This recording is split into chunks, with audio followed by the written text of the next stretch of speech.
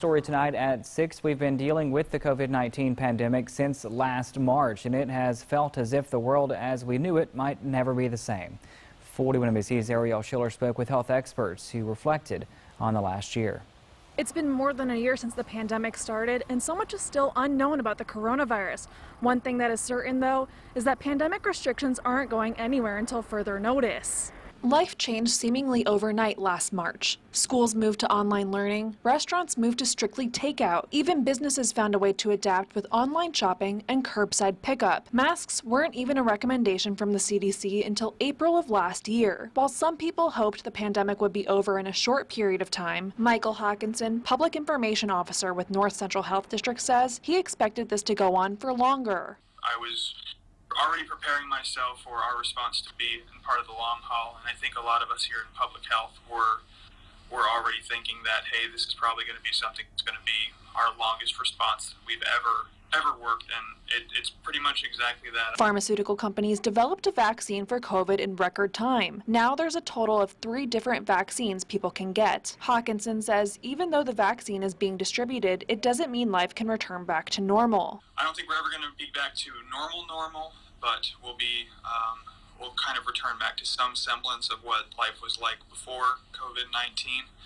Of course, I believe that a lot of public health practices will still probably be in place for some time. Healthcare workers and hospitals at times were pushed to their limits in the last year. Dr. Patrice Walker, Chief Medical Officer with Atrium Health Navicent, says the first year of the pandemic was more reacting to things that were happening because it was the first time they had ever dealt with something like this. She says the second year will be different. Hopefully, we've learned enough that we can be proactive, and that a lot of the things that we've had to put in place will become sort of just automatic from now on. Dr. Walker says they've seen fewer COVID patients since the most recent spike over the holiday season. As of Tuesday morning, she says they were down to 27 patients. Coliseum Health told us off camera that they've seen similar trends as well. They currently have 14 COVID patients, which is the lowest they've had since last June. Dr. Walker says this trend shows that the vaccine, combined with masks and social distancing, are working. What we don't want, however, is for people to get too overconfident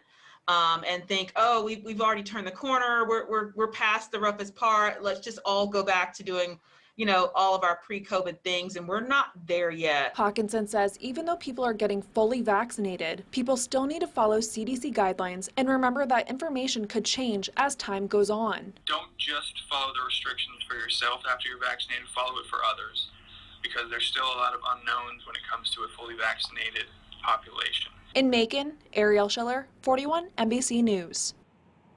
Now, people who are currently eligible for the vaccine, in addition to the Phase 1A Plus group, are educators, adults with intellectual and developmental disabilities, and their caregivers, and parents of children with complex medical conditions.